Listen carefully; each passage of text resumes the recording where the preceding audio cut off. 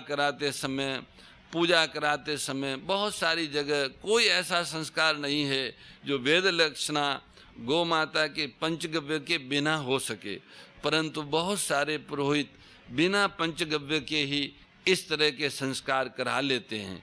इसलिए वो लोभवश लालचवश की यजमान शायद पंचगव्य लाने को तैयार नहीं होगा तो दक्षिणा नहीं मिलेगी, इस लालचवश बिना विधि का वो कार्यक्रम करा देते हैं। उससे दोनों को ही हानि होती, लाभ एक को भी नहीं होता, फिर अनास्था पैदा होती है शास्त्र के प्रति। ऐसे ही वैद्य लोग भी औषधियों बिना वेद लक्षणा गव्यों के विनियोग के उनके योग के बिना ही औषधियों दे देते हैं, उस औषधियों के कोई परिणाम नहीं आते। इस कारण लोगों की आयुर्वेदिक औषधियों पे अनास्था पैदा हो गई और वे एल्कोहल की ओर भाग चले। आयुर्वेदिक चिकित्सा, आयुर्वेद की चिकित्सा मानवीय चिकित्सा है और देवताओं के लिए तो मंत्र की चिकित्सा है, योगियों के लिए योग की चिकित्सा है और कर्म योगियों के लिए प्राकृतिक चिकित्सा है।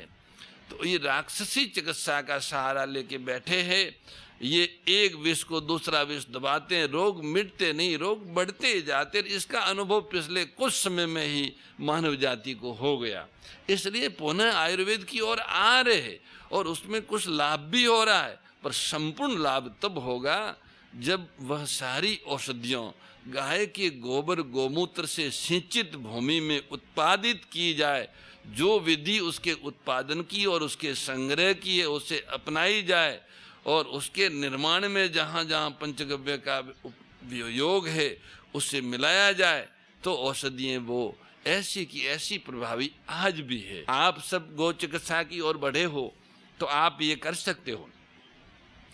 आप अब हिंदी में बहुत सारे आयुर्वेदिक ग्रंथ प्रकाशित हो गए हैं, वेदों का मार्गदर्शन ले सकते हैं और गव्य के दूध दही घी छाछ आदि के अनुपात के बिना अधिकतर औषधि न दें। कोई ऐसी औषधि होगी जो बिना इसके अनुपात दी जाती हो, हम तो वैद्य नहीं हैं पर ऐसे कह रहे हैं कि कोई होगी, एकदम नकारते नहीं हैं, बाकी सभी औषधियाँ उन्हीं से दी जाती, तो उस तरह से औषधि आपकी प्रभावी हो जाएगी।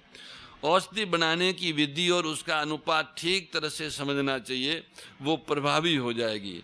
बिना औषधि बनाए आप पंचगव्यों का योग अलग अलग बीमारी में अलग अलग ढंग से देते हैं, जैसे वात पित्त कफ है तो उसमें दूध दही घी गोमय और गोमूत्र उनका अनुपात जो बीमारी है, जैसे मान लो कफ की बीमारी है तो उसमें गोमूत्र ज़्यादा होना चाहिए, और वात की बीमारी है तो उसमें घृत और गोमय ज़्यादा होना चाहिए, और अगर पीत की बीमारी है तो उसमें घृत ज़्यादा होना चाहिए। वैसे 1 से 2 गुना ऐसे अनुपात होता है, पर जिस बीमारी के लिए दिया जाए उनको उसमें 5 गुना 5वें नंबर पे रखा जाए तो बहुत प्रभावी हो जाता है और उस बीमारी को मिटा देता है।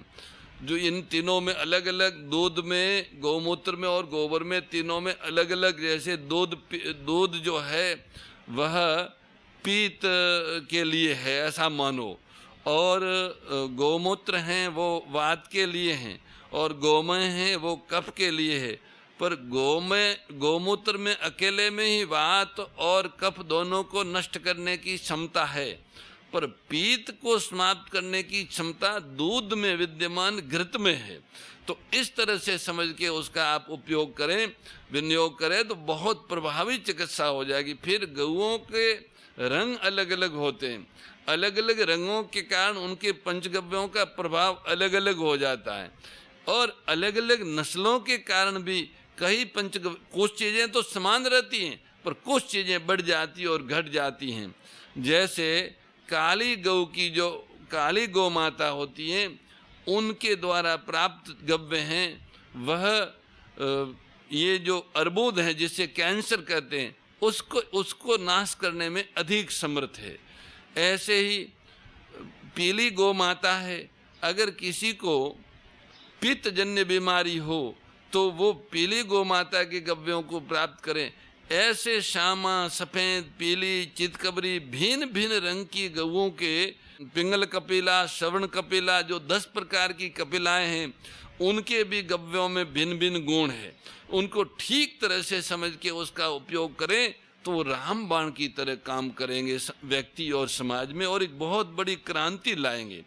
भविष्य में ये चिकित्सा मानव जाति की आवश्यक चिकित्सा बन जाएगी। आप उस बीज की और सिस्टम को बढ़ाने में और उसको सुरक्षित रखने में नींव का काम कर रहे हो। भविष्य में मानव जाति को काऊ थेरेपी, गौ चिकित्सा की बहुत आवश्यकता रहेगी, यानी वो प्राथमिक हो जाएगी, उसके बिना कोई बीमारी मिटानी असंभव सी हो जाएगी।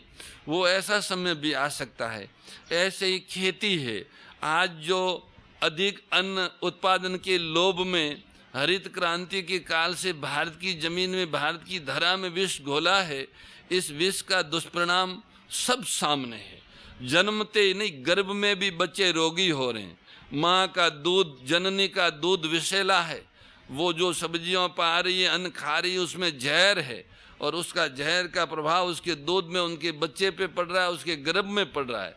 सारा राष्ट्र गर्भ से ही रोगी हो रहा है, और इसके मूल में यही मूर्खता है। अत्यधिक अन्न उत्पादन के लोभ में धरती में जो जहर घोला है, वो जहर उस अन्न फल औषधियों के साथ मानव के पेट में जा रहा है। स्वाधीन भारत में हम गोपालन लोक संस्कृति को पुनर्स्थापित करेंगे। हमारे इतिहास की परंपरा में, इतिहास के गौरव में गाय प्रधान थी, ऐसे हम गाय को पुनः अपने प्रधान स्थान पे स्थापित करेंगे। पर दुर्भाग्य से ऐसा नहीं हुआ। आज़ादी से पहले भी यही इसी पीड़ा से पीड़ित होकर विधर्मी और विदेशी शासकों से असहयोग किया। उसका परिणाम भी कलयुग के दुष्प्रभाव से गाय के पक्ष में नहीं आया। खैर, हम निराश नहीं होंगे, क्योंकि हम इसी को सनातन धर्म कहते हैं। मानवीय संस्कृति जिसमें जिसका मूल गाय है, उसी को हम सनातन धर्म कहते हैं। सत्य, अहिंसा, दया और दान, ये चतुष्टपाद धर्म को जन्म देने वाली वेद लक्षणा गाय है। गाय सनातन धर्म का मूल है। इसलिए सनातन धर्म क्या है? एक प्राकृतिक विधान है, ईश्वर का मंगलमय विधान है। जैसे अपने अपने राज्यों का विधान होता है, जिसको लोग राष्ट्र कहते हैं। खैर, सनातन धर्म की मूल गाय है और गो के रक्षक गोविंद है।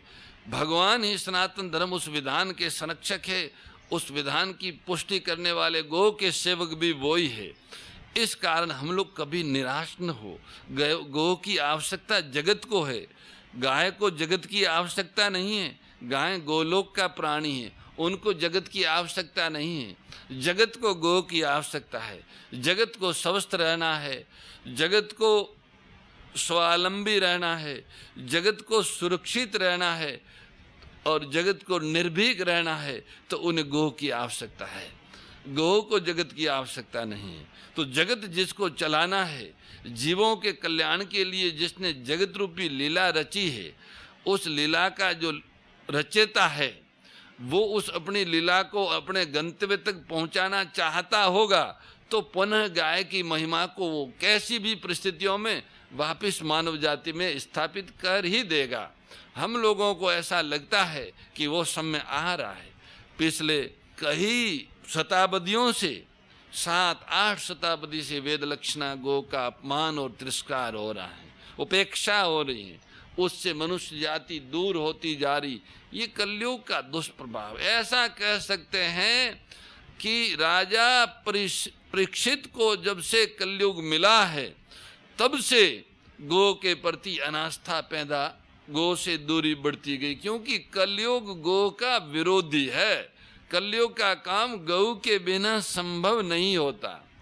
कलयुग में हिंसा, कपट, बेईमानी, तमोगुणी तो बढ़ाना है। रोग, शोक, संकट, भय, कलह, यह सब बढ़ाना कलयुग का काम है, कलयुग का स्वभाव है, कलयुग की प्रकृति है। पर हर योग के चार चरण होते हैं, और 4 चरणों के भी एक के 4 चरण होते हैं। तो कलयुग के प्रथम चरण के 5000 वर्ष, और उस प्रथम चरण में भी 4 चरणों में उसका ये अंतिम चरण, जो प्रारंभ और अंत होता है, उसके बीच में संधि आती, दोनों चरणों के बीच में। तो पहले चरण का, चौथे भाग का पहला चरण पूरा होके जैसे दूसरा चरण प्रारंभ होगा तो बीच में वो संधि काल होगा। संधि काल होता है वो सतोगुण प्रधान होता है। कल अपने शाम को चर्चा हुई थी। तो सतोगुण बढ़ना, ये मानी गाय के बिना सतोगुण बढ़ेगा नहीं, इसलिए गौ की आवश्यकता अगले कई शताब्दियों तक रहेगी। जैसे 5000 से दूरी बढ़ी है तो 500 वर्ष तक गौ की आवश्यकता का अनुभव मनुष्य जाति में बढ़ता ही जाएगा। इस तरह से समझ के हमें आगे बढ़ना है। एक आध दिन के लिए नहीं, एक आध वर्ष के लिए नहीं, एक आध पीढ़ी के लिए नहीं। हमारे यहाँ 7 पीढ़ी का संकल्प होता है और 21 पीढ़ी के श्राद्ध होते हैं। इसलिए हमें कम से कम 500 से 700 वर्ष का लक्ष्य तो लेना चाहिए। पाश्चात्य जगत के लोग भी छोटा सा लक्ष्य लेते हैं। अपने शरीर के लिए लक्ष्य थोड़ा ही, समष्टि के लिए लक्ष्य है। शरीर तो उत्पत्ति और विनाशशील है, समष्टि का प्रभाव भी बदलता है, पर ये भगवान की लीला का भाग ये चलेगा तो लीला सुचारू रूप से हो, इसमें हमारी भूमिका क्या है? हमारी भूमिका यही है कि इस भगवत लीला में जो विकृतियों आई है उस विकृतियों का मूल कारण गौ की उपेक्षा, तिरस्कार, अपमान और गौ प्रदत्त गव्यों की अनभिज्ञता, अज्ञान है। अगर हम पुनः गौ की महिमा को मानव जाति के हृदय में स्थापित करते हैं, मानव के मन और मस्तक में गो उत्पादों का विनियोग प्रारंभ कराते हैं, तो ये भगवान की सृष्टिमय लीला को सुचारू रूप में चलाने में हमारा सहयोग हो गया। हमारी ओर से भगवान की सेवा हो गई, हमारी ओर से भगवान की पूजा हो गई। तो गो कृषि, गो आधारित कृषि वापिस करें। जहरीली खेती करने से ये सारे लोग रोगी हो गए। अब कैसे करें? अनेक तरीके बताते हैं, पर हमें क्या करना है क्या नहीं करना है उसमें केवल व्यक्ति को प्रमाण कभी नहीं मानना चाहिए। हम सनातनी हैं, हमने वेद को ही प्रमाण माना है। हमारे यहाँ वेद ने यज्ञ करने का बताया है, हम यज्ञ करते हैं और हमारे भगवान भी अवतार लेके उसी यज्ञ धर्म की रक्षा करते हैं। हिंसा न हो, ये बात है। अहिंसा की रक्षा करने के लिए जो प्रवृत्ति है, जिसमें कामना और स्वार्थ न हो, वह हिंसा नहीं है, वो अहिंसा ही है। जैसे महाभारत का युद्ध एक यज्ञ है और वह जब उन्हें लगा कि पाप हो रहा है, नहीं करेंगे, तो भगवान ने कहा नहीं, ये नहीं करोगे तो पाप होगा। ये जो दुष्टों का संहार रूपी यज्ञ है, ये अहिंसा की रक्षा के लिए, धर्म की रक्षा के लिए है। और नहीं करोगे तो पाप बढ़ेगा, हिंसा बढ़ेगी। हिंसा को रोकने के लिए ये अहिंसा है। इस तरह की सनातन अहिंसा का सिद्धांत है। उसके अनुसार वेद को ही हम प्रमाण मानते हैं।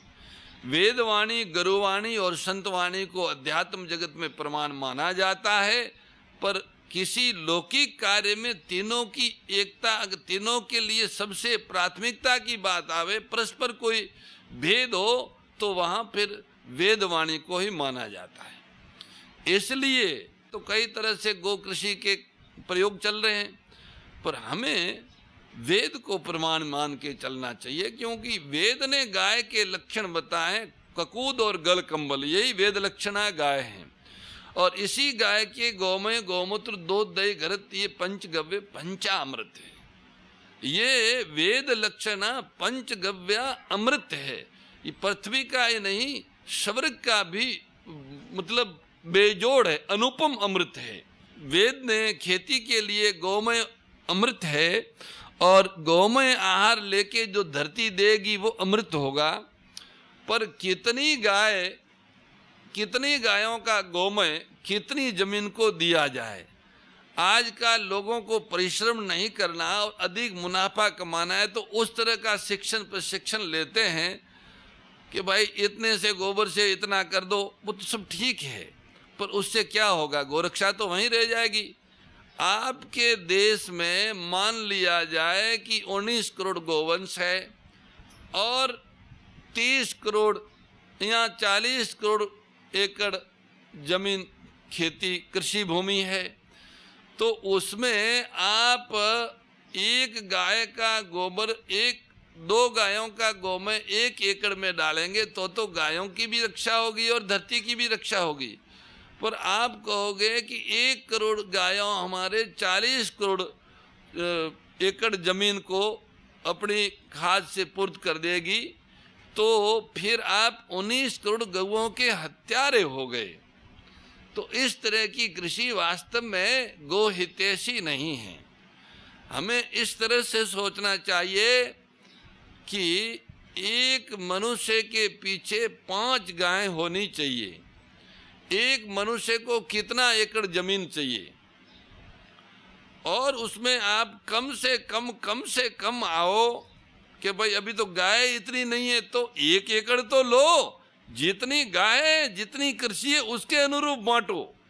ये जोड़ करो आपके पास गाय कितनी है और खेती कितनी है, जितनी खेती है उसके अनुरूप गोबर देना शुरू करो। अगर आप थोड़ी जमीन पहले कर रहे हैं गो आधारित कृषि, तो उसकी आवश्यकता के अनुसार गोबर दे दो, पर लक्ष्य ये रखो कि भाई पूर्ण खाद यही है। इस तरह से खाद देने से ही धरती पुष्ट होगी और वो जो देगी वो अमृत होगा। आप इनमें भी चतुराई करोगे, जैसे रासायनिक खादों में केमिकल आदि मिला के किया, ऐसे इसमें भी आप विदेशी कीड़े चीटे ये वो लाके करोगे। एक प्राकृतिक खेती होती है तो उसमें वो जो अन्न आदि है वो बहुत पुष्ट नहीं होता है। गाय का गोबर अतिरिक्त नहीं पड़ता है, पर ऐसे गाय विचरण कर आती है जंगल में, तो जहाँ ज़्यादा गाय जाती है वहाँ की घास तो बहुत पुष्ट और शक्तिशाली होती है। आसुर भाव विनाशिनी नाशिनी तमरजनी, ओ मैया नाशिनी तमरजनी, दैवी सद्गुणदायिनी, दैवी सद्गुणदायिनी, हरि रसिका सजनी। ओम जय भगवद्गीते, समता त्याग सिखावनी, हरि मुख की बानी, ओ मैया हरि मुख की बानी, सकल शास्त्र की स्वामी, सकल शास्त्र की स्वामी, श्रुतियों के रानी। ओम जय भगवद्गीते। परम श्रद्धेय गौरीशी स्वामी श्री दत्त शरणानंद जी महाराज की प्रेरणा व मार्गदर्शन में विश्व के सबसे बड़े गौ सेवा संस्थान श्री गोधाम महातीर्थ पथमेड़ा द्वारा संरक्षित लाखों बीमार, विकलांग, वृद्ध एवं अशक्त गोवंश वेद लक्षणा गोमाता की सेवा के साथ साथ भारतीय गोवंश का संरक्षण, संपोषण, संवर्धन एवं उनसे प्राप्त पंचगव्यों का परिष्करण व विनियोग करना, घर घर गोपालन, गो अभ्यारण्य, घास चारा उत्पादन हेतु गोचर भूमि का विकास, गोपालन लोक संस्कृति के पुनर्जागरण हेतु वेद लक्षणा गो महिमा का प्रचार प्रसार करना तथा गोपालक किसानों के स्वावलंबन हेतु गो कृषि अन्न एवं गो दुग्धान का गुणवत्ता युक्त बाजार तैयार करना श्री गोधाम महातीर्थ का पावन उद्देश्य है। आप सभी दानदाता श्री गोधाम महातीर्थ पथमेड़ा द्वारा संचालित गो सेवा महाअभियान में बढ़ चढ़कर सहयोग कर लाखों बीमार, विकलांग, वृद्ध एवं अशक्त गोवंश के गोग्रास सेवा हेतु श्री गोधाम महातीर्थ पथमेड़ा लोक पुण्यार्थ न्यास के बैंक ऑफ बड़ौदा खाता संख्या 084901000238827 IFSC कोड BARB 0 ASHRAM शाखा आश्रम रोड अहमदाबाद में गोग्रास सेवा निमित्त जमा कर सकते हैं। अधिक जानकारी के लिए संपर्क करें 7742093179 7665059999 7073000151।